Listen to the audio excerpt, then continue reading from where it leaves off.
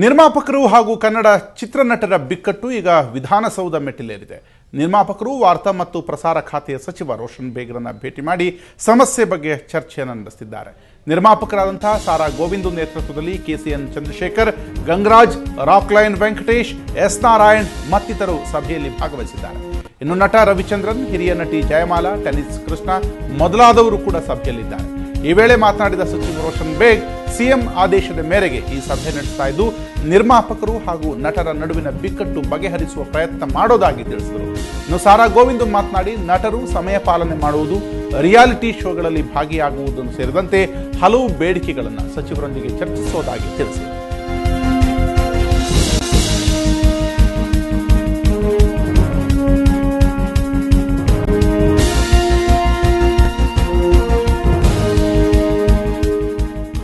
ಕಲಾವಿದರ ಮತ್ತು ನಿರ್ಮಾಪಕರ ನಡುವಿನ ಬಿಕ್ಕಟ್ಟು ಈಗ ವಿಧಾನಸೌಧದ ಮೆಟ್ಟಿಲೇರಿರುವಂಥದ್ದು. ಇಲ್ಲಿ ಸಚಿವ ರೋಷನ್ ಬೇಗ್ ಅವರ ಜೊತೆಯಲ್ಲಿ ಈಗ ಮಾತುಕತೆ ನಡೀತಾ ಇದೆ. ರೋಷನ್ ಬೇಗ್ ಹೇಳಿದ್ದಾರೆ, ಸಿಎಂ ಆದೇಶದ ಮೇರೆಗೆ ಅಂದರೆ ಅವರ ಒಂದು ಆಣತಿಯಂತೆ ಈ ಸಭೆಯನ್ನು ನಡೆಸ್ತಾ ಇದ್ದೇನೆ. ಕಲಾವಿದರು ಮತ್ತು ನಿರ್ಮಾಪಕರ ನಡುವಿರುವಂತಹ ಈ ಒಂದು ಬಿಕ್ಕಟ್ಟನ್ನು ಬಗೆಹರಿಸುವ ಪ್ರಯತ್ನವನ್ನು ಮಾಡ್ತೇನೆ ಅಂತ ವಾರ್ತಾ ಮತ್ತು ಪ್ರಸಾರ ಇಲಾಖೆಯ ಸಚಿವ ರೋಷನ್ ಬೇಗ್ ಹೇಳಿದ್ದಾರೆ.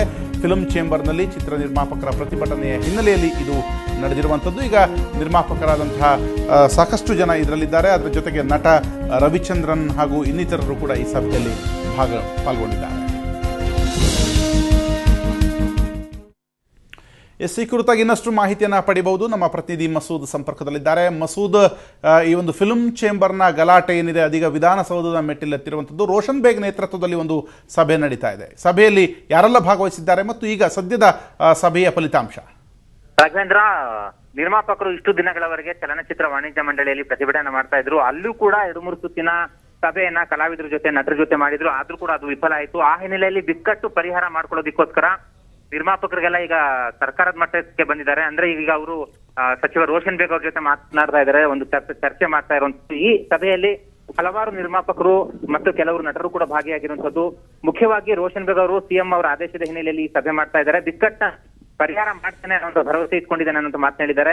ಈಗಾಗಲೇ ಹಲವು ನಿರ್ಮಾಪಕರು ಇಲ್ಲಿ ಭಾಗಿಯಾಗಿರುವಂತದ್ದು. ರಾಕ್ಲೈನ್ ವೆಂಕಟೇಶ್ ಆಗ್ಲಿ, ಸಾರಾ ಗೋವಿಂದ್ ಆಗ್ಲಿ, ಕೆಸಿಎನ್ ಚಂದ್ರಶೇಖರ್ ಆಗ್ಲಿ, ಗಂಗರಾಜು ಆಗ್ಲಿ, ನಿರ್ದೇಶಕ ನಾಗಣ್ಣ, ನಟ ರವಿಚಂದ್ರನ್ ಅವರು, ಜಯಮಾಲಾ ಅವರು, ವಿಜಯಲಕ್ಷ್ಮಿ ಸಿಂಗ್, ಹೀಗೆ ಎಲ್ಲರೂ ಕೂಡ ಈ ಸಭೆಯಲ್ಲೇ ಪಾಲ್ಗೊಂಡಿದ್ದಾರೆ. ಸುಮಾರು ಅರ್ಧ ಗಂಟೆಯಿಂದ ಈ ಸಭೆ ನಡೀತಾ ಇದೆ.